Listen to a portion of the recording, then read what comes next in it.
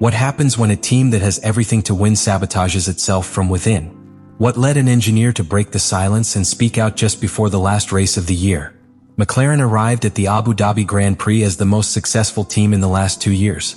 But the true core of the scandal is not in the moment in which the information is leaked, but in the content it reveals. There is talk of recurring strategic irregularities, technical decisions without clear justification, and management that systematically favors Lando Norris. It's not just a perception of favoritism. The existence of internal structures that prioritize one driver over the other is suggested, even to the detriment of the team's overall performance. The central argument of the leak is that Piastri has been a victim of a system that no longer works equally for both drivers. The most serious thing is the environment in which all this happens. Various voices, including that of former Haas director Günther Steiner, describe the atmosphere at McLaren as a culture of silence. A structure where mistakes are not questioned and wall decisions are not debated, even when the results on the track contradict the logic of the strategy adopted. There has been talk of an unhappy staff, of engineers who choose not to speak out for fear of reprisals, and of increasingly verticalized technical management, which stifles the horizontal collaboration that was once the key to McLaren's resurgence after its dark years. To understand the drama that McLaren is experiencing today, you have to go back a few weeks to the Qatar Grand Prix. A modern, technical, and physically demanding circuit, where Oscar Piastri arrived as the man to beat. Since free practice, the Australian showed an intractable pace. In qualifying, he took pole position for both the sprint race and the main race, making it clear that the MCL 39 in his hands was the most balanced car of the weekend. In the sprint, Piastri not only won, he did so with authority. It was a lesson in pace, tire management, and precision. Everything pointed to Sunday being the day of his consecration. And yet, what should have been a memorable victory turned into a tactical nightmare that marked a before and after in the narrative of the season.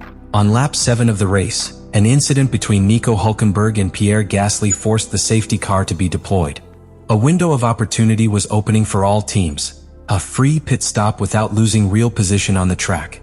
For any strategist in Formula One, this is the moment where the result is defined. Almost all teams reacted immediately, but not McLaren.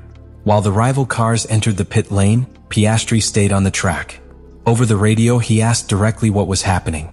He didn't understand why they didn't call him. His race engineer, Tom Stallard, ordered him to stay on the track. The instruction was dry, without context, without explanation. He trusted. As great drivers do, he assumed the team had a more complete read of the situation. But that reading, it soon became clear, was erroneous. The only ones who did not enter were him, Lando Norris, and Esteban Ocon. And at the next turn, even Ocon stopped. By then, the ideal window had closed. Piastri returned to the track without having made his stop, dramatically losing net positions. The strategic error not only ruined his chances of victory, but forced him to push through an off-season stint, compromising his race pace and leaving him exposed to traffic and excessive degradation. It was a complete tactical catastrophe. In the days that followed, the team attempted to justify the decision by claiming that there was a predictive model that projected an advantage by staying out. But this argument raised even more suspicions. McLaren's official explanation pointed to an internal strategy model that indicated that the majority of the grid would not stop. But other leaked data suggests that there were two models running in parallel, and the one that recommended stopping was deliberately ignored. The question is inevitable. Why was the most conservative model rejected, when all the signs on the track from temperatures to traffic behavior indicated that stopping was the best option? And even more so, why was the same strategy repeated with Norris if the intention was to protect positions? Some analysts in their technical reconstructions have come to postulate that McLaren, in that decision, prioritized keeping the race under the control of Lando Norris, the driver who had the most accumulated points and with a more favorable mathematical projection for the championship. There is no conclusive evidence, but the decision patterns and final outcome fuel the theory of a structural bias in key decisions. Since then, that race has become the axis of the doubts and tensions that now cross the Woking team. The Qatar Grand Prix was much more than a one-time mistake. It was the exact moment where Oscar Piastri, his entourage, and a large part of the paddock began to question whether McLaren really competes on equal terms between its two drivers. From that day on, suspicions stopped being hallway rumors. They became a trust issue. An emotional and operational breakdown that today calls into question the solidity of a team that, until recently, seemed invincible. The theory of internal sabotage at McLaren may seem, at first glance, exaggerated.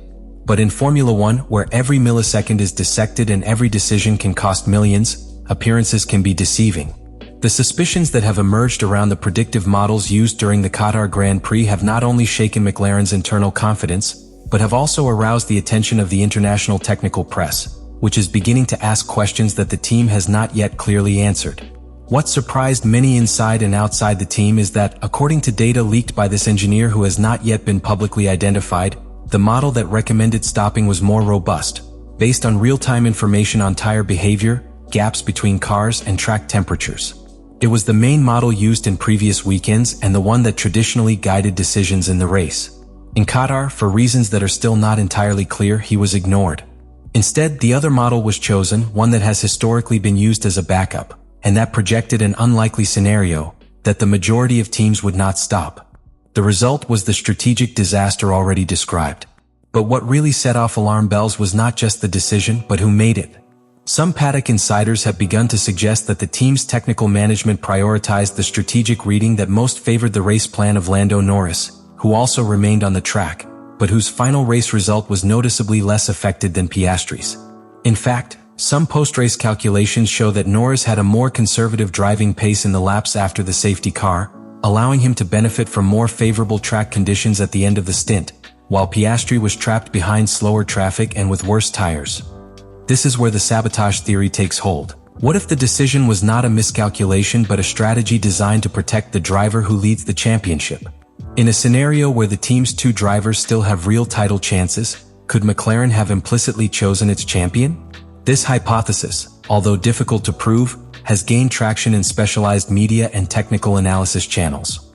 McLaren is not directly accused of sabotaging one of its drivers, but it is noted that in times of pressure, the internal structure of a team can make decisions influenced by undeclared interests, such as public image, sponsorships, or the championship narrative.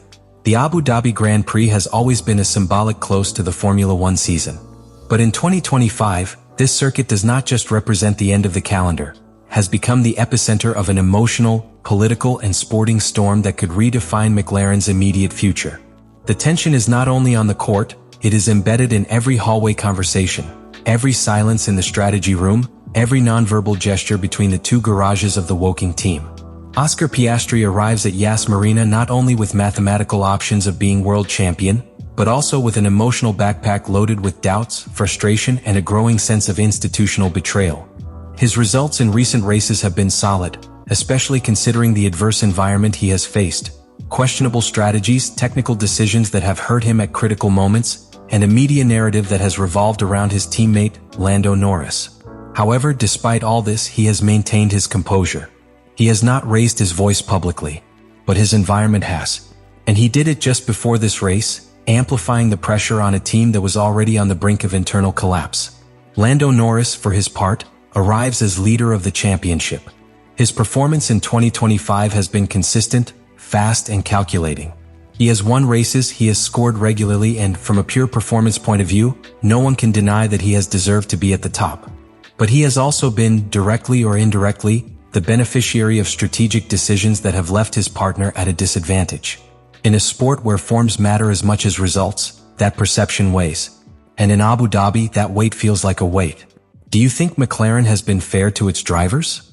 Was it simply a chain of mistakes, or is there a deeper pattern behind these decisions?